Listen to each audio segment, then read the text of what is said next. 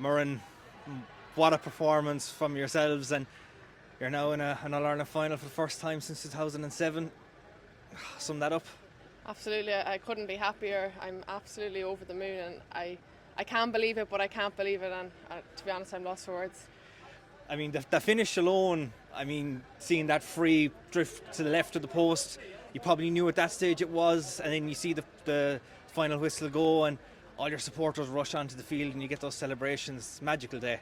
Yeah, absolutely. I thought when he got it free, I thought she'd pop it over, and it looked like it was going in, but then just at the very end it curled wide, and when it went wide, I knew that was it. We were heading to Croke Park.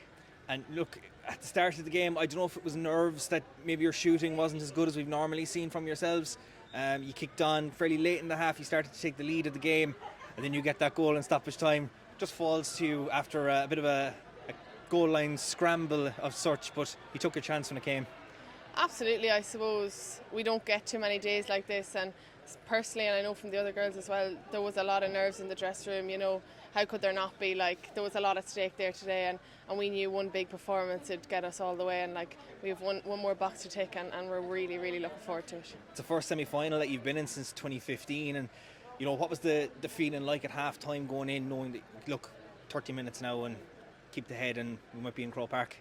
Yeah, I suppose the real leaders were there, the girls that were there 17 years ago when they were last in Croke Park, and they're the girls you do it for, the stalwarts of Leitrim ladies football, and I'm absolutely delighted for them, the likes of Claire Owens, Charlene Terrell, Michelle Gucking, they keep the thing going, and I couldn't be happier for them.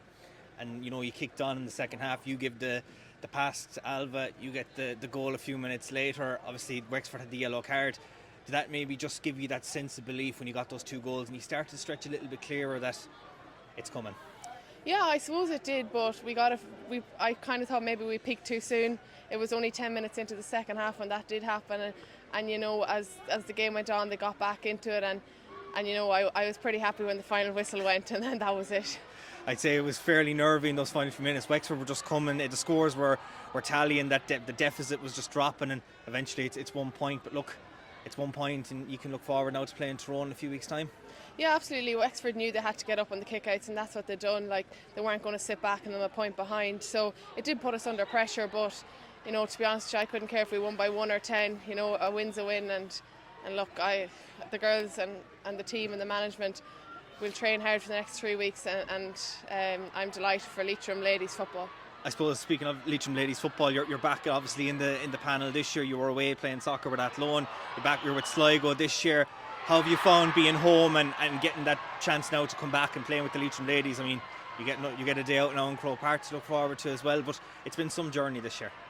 Absolutely, I live for days like this, playing Gaelic football, and I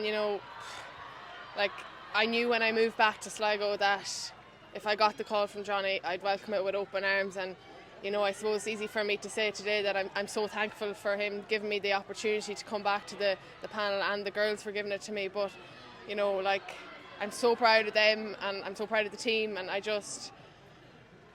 it's really hard to describe how it feels right now.